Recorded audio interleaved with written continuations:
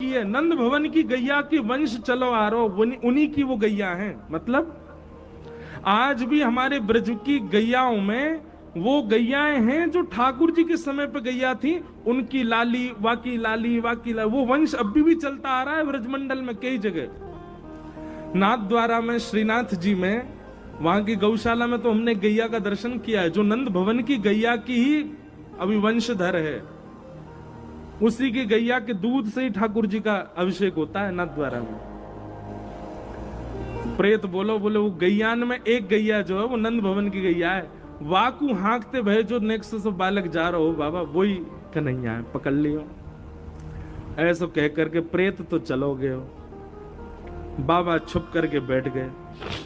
शाम का समय हुआ, जैसे ही महाराज गैयान को झुंड लेकर के ग्वारिया आयो, देखते ही देखते बाबा ने देखी पेट निकरो भयो भार, गदमदरा से हाथ, नेक सो बालक, घुंघराले से केश हैं, और गैयान को चरातो भयो आरोय। बाबा तो दौड़ करके गए और गैयान के बीच में जाके वह बालक के पांव में पकड़ लिए।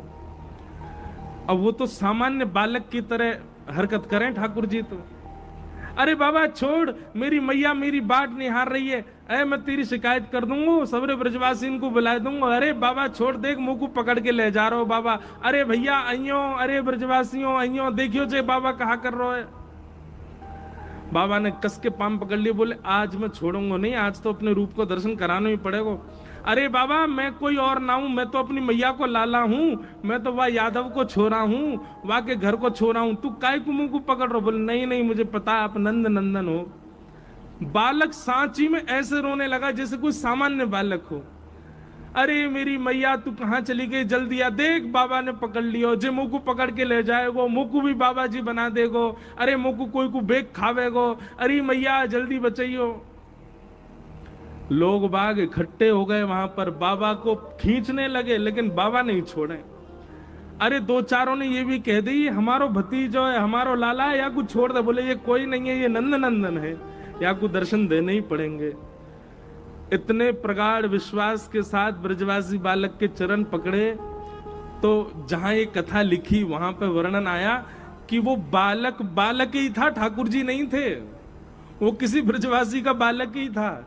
लेकिन बाबा ने इतने कस के उसके चरण पकड़े कि नंद भवन में बैठे ठाकुर जी से सहन नहीं भई, और ठाकुर जी वह ब्रजवासी बालक में से प्रकट है गए, और प्रकट है करके वह बाबा को अपने कंठ से लगा लिए, और कंठ से लगा करके बोले बाबा अब मिल गए हो, अब मेरी